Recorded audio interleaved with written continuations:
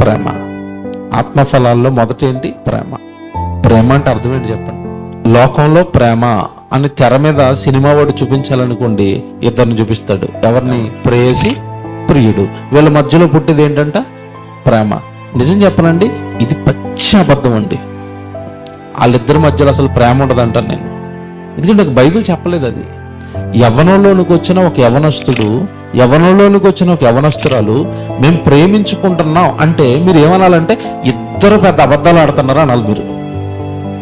ప్రేమ ఉండదు. మరి ఏంటంటే కలిసి ఉంటున్నారు, ఒకరికొకరు విడిపోలేకపోతున్నారు, అసలు ఒకరినొకరు మాట్లాడుకోలేకపోతే ఉండలేకపోతున్నారు.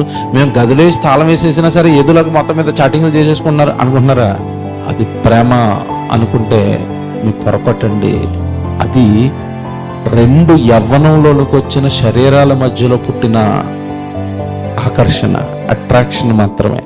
అది ప్రేమ కదండి. ప్రేమ అంటే అర్థం ఏంటో తెలుసా?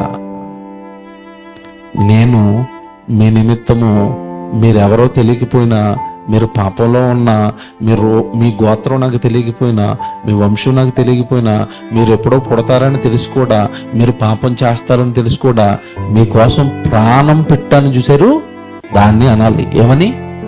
ప్రేమ.